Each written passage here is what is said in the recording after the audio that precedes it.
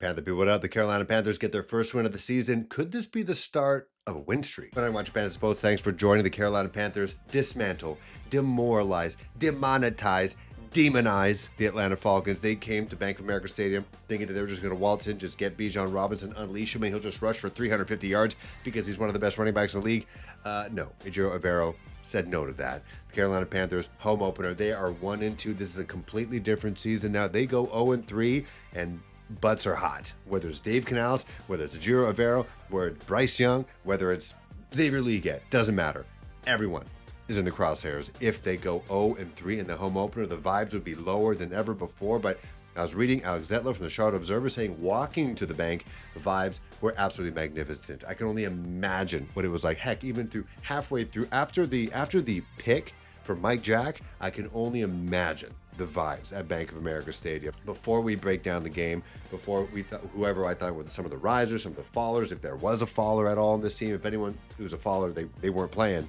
You got to give your flowers to Ejiro Evero after last year's historically bad defense. Everyone, including yourself, myself, was wondering why the hell is this guy still a defensive coordinator? And then you get into the first game of the season, you get lit up by Jacksonville. You think to yourself, this doesn't make sense. The defense, which is the worst defense in the league, you added talent.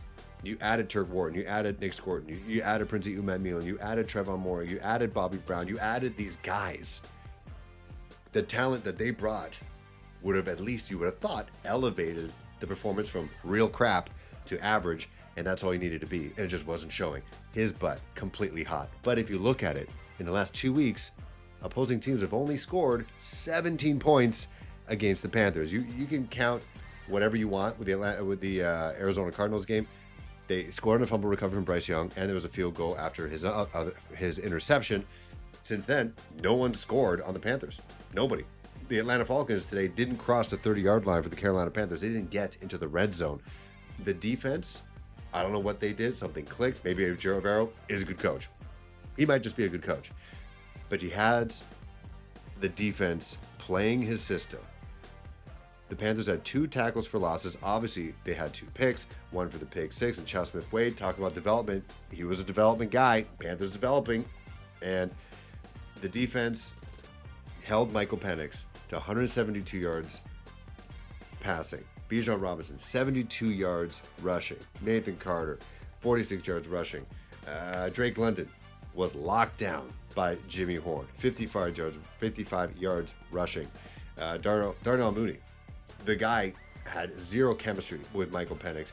They had Michael Penix crying on the sideline. I think the Panthers are now, they got 2 quarterbacks they've made cry on sidelines. Kyle Murray last year when they shut them out of the playoffs, and then Michael Penix today when they basically forced their hand and they had to start Kirk Cousins. Kirk Cousins, who probably thought he was going to be playing for the Minnesota Vikings after they lost J.J. McCarthy with a high ankle sprain against the Atlanta Falcons. Michael Penix got benched to save himself from himself because he was lofting balls. I said in the end of last year, I was afraid of this guy. I thought he could be the future of the division. He's going to be our Michael Vick. We won't be able to do anything if he's in our division. Today, they made him look damn near pedestrian. Ejiro Evero, whatever he schemed up, was in his brain, living rent-free, mortgage-free, all that stuff. He was eating his dinner out of his refrigerator, he was microwaving it and then air frying it, just using all the utensils. Trevon Moore was absolutely everywhere. Christian Roseboom, shout out to him, 9 tackles. Mike Jack, second on the team with 6 tackles, 5 solo tackles. The amount of open field collisions in this game, whether it's Trevin Wallace, whether it's Mike Jack, and Trevon Moore getting Bijan Robinson, who is not an easy person to take down in space, whether it's Drake London, Daryl Morey, Nathan Carter, getting these guys in open space, and whether it's a shoestring tackle or a solid pop in the chest. Trevon Moore popped Bijan Robinson, popped him, it declated him, and the defense was just here to play. Like, that's their house, that's their lair. You know, it seemed corny going in. They're 0-2. You're kind of looking pedestrian out there. You take a look at the game against the Cardinals. Oh, the Cardinals took their foot off the gas. You know, protect their lair. What are you talking about? It's cheesy, it's corny as hell. No, they protected it. Panthers 1-0 at home right now. Shutout. And that defense, like, shout out Chad Smith-Wade, reading Michael Penix's lazy-ass sidearm throw, picking that up, taken to the house. The place went absolutely bonkers. Mike Jack, after that, picking that off, I thought he was going to take it to the house as well. That would have been ridiculous. I bet 0.001% of people on fantasy have the Panthers defense on their roster. And I had some people hitting me up saying, shout out Panthers defense. They had a game. They did. And they were the offense. Like Bryce Young Bryce Young threw for 121 yards, and he didn't throw any touchdowns, didn't throw any picks. We're going to talk a little bit more about Bryce, but he didn't have to do anything because the defense either scored on their own or got the Panthers in scoring position, so you can just hand it off to Rico Dowdle or you can hand it off to the kicker and just do their damn thing. It was immaculate. Special teams minus the Etienne muffed kickoff was great. Everything about it was great. Like they connected on field goals. Defense played how the defense is supposed to play, and then the offense did what they had to do to score. They didn't have to do much. Again, one rushing touchdown from Bryce Young, one rushing touchdown by Rico Dowdle, one interception pick six for Charles Smith-Wade. That's all you needed. That's all you needed to take this game home. And now they go to New England. Again, doesn't matter. There's a first-time head coach. Mike Vrabel is a great head coach, but they go to a New England team who I think is able to get got. They're able to get got. Bryce Young, again, 16 for 24, 121 yards. Didn't have to do anything, really. He had 8 yards rushing for the touchdown. And Visor Bryce. You got to stick around. He owns the Falcons, by the way. He freaking owns them. And again, he didn't have to do anything. He didn't make mistakes. And it's not like they didn't trust him. They didn't really need him to do anything. The Panthers rushed for 110 yards, 73 yards for Chuba. Rico Dowdle saw a lot more of him, 30 yards rushing for him. Dowdle with 8 yards receiving. He didn't have to do anything. Bryce just protected the ball, which is what it's all about. Didn't throw an interception to it. Didn't throw any stupid passes, and didn't fumble the ball. Someone mentioned on Twitter. Again, Twitter's not a real place, but maybe we got to understand that Bryce is not a truck, he's a trailer. He gets carried by the team. Well, today he got carried by the defense, he got carried by the running game. But I do think some of these stats could have been a whole lot better, could have been a whole lot elevated with Bryce. But shout out to Bryce, firstly, before I move on, shutting out the noise, getting out there, and just playing competent football. I wasn't worried about the play clock running out when he was on the line of scrimmage. He was able to read the defenses calmly, communicate with everybody. Like, there were no mistakes. Sure, there are penalties out there, but I think the most egregious one was Taylor Moton with offsides. But besides that, no stupid mistakes.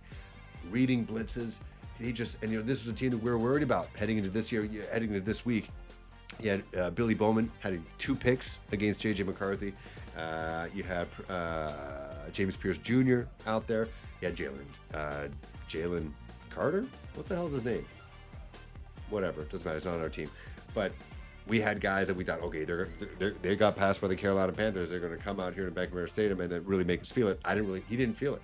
Didn't really feel it. I think there was 1 sack against Bryce, but he came out there and he dotted them up all over the place. And actually, there was a lot of yards there left on the field. I thought some of the receivers out there, including my cousin, who's not really my cousin, Tetro McMillan, if that guy just had 2 hands on the ball and a couple of those passes, Bryce would have been well over 200 yards and a couple touchdowns tossing, but didn't happen. Also, shout out to the offensive line.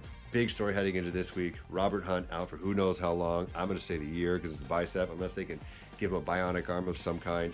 And then Austin Corbett starting center, not playing. Cade Mays, Chandler Zavala. I said during the week leading up to this, Chandler Zavala, he's a rush. He's a road grader, kind of like his college teammate Ike Ekwonu. They just got to work on him to just focus on the run, just beat dudes up in front of him, and that's exactly what he did. That's why we have guys for a combined 110 yards rushing, but I think they also did well in pass protection as well. Bryce Young only got sacked once, but I thought the offensive line, they got together well, and if they can continue like this, they still got Damian Lewis. Like, he got the touchdown ball from Rico Dowdle to slam it. He's a new leader on top of Taylor Moton and Icky. But he's a dog out there. Like, you would not want to fuck with that guy. I'd be scared to drink with that dude. I feel like he'd get real, sinister. I think he's got a bad attitude. I think that in the best way. But I think Cade Mays did great. No miscommunication between him and Bryce. Chandler Zavala didn't make any mistakes. That's all I need you to do. Just hit the guy in front of you, and that was the best thing ever. Let's talk about Tetro McMillan. That was kind of like his coming out party. I've never seen a man jump that high in my life. in my life. They talk about on the broadcast, he used volleyball, the two-step hop to get up high to, spike a ball over the net. That thing's high. Like most volleyball players, you think they're, soft. All those guys can dunk. Every single one of them. I've never seen a guy jump that high in my life. It's one thing to be a tall dude who can't jump, but still has your catch radius to grab the ball over defensive backs. This man jumped and then jumped again and just floated in the air. I've never seen that. He did the double jump. He was a full human above the defender. Just out of this world stupid. McMillan, 3 catches, 48 yards, targeted 8 times. A lot of those drops. It goes back to week 1. Those one-handed catches. Now, sure, the cornerbacks had the other hand, but as we can see, this guy's an athlete. He's a beast. And get 2 hands out there. I know he can do the one-handed stuff, and he can do them quite well. At a pretty good clip. You saw that during the preseason, the draft process. He was doing all these trick catches between the legs, all that shit. I was like, this guy can't do that in a game. He did it in a game. Okay, so now we know he can do it. You did it, okay? That's the poster for the rookie year. There you go. But for the rest of the season, 2 hands on the ball. If he had 2 hands on the ball, he would have had 2 touchdowns so far in 3 weeks. But you can tell that California connection between him and Bryce is absolutely there. We talked about it last week leading up to this game. You just get to the point where you just got to chuck it. Tetro McMillan is somewhere out there. 4 is out there. Just chuck it. And it seemed like Bryce and him they are simpatico. They are completely linked. They got the neural link. They got everything going down. Just catch with 2 hands, man. You would have had an amazing touchdown today. And it would have been, I think, a 50-yard touchdown that would have brought Bryce to close to 200 yards passing. He had a couple drops. Hunter Renfrow definitely had a game that he would regret. Dropped 2 passes. All of them. One of them was kind of behind him, but he's also a sure-handed wide receiver. You got to get those. Tommy Tremble coming up in relief of Jatavion Sanders, who was in a walking boot. He did well as well. He hurdled a guy. That's when you know the team is feeling it, when your tight ends are hurdling guys. I think Tommy Tremble did hurdle a guy as well today. Just nuts.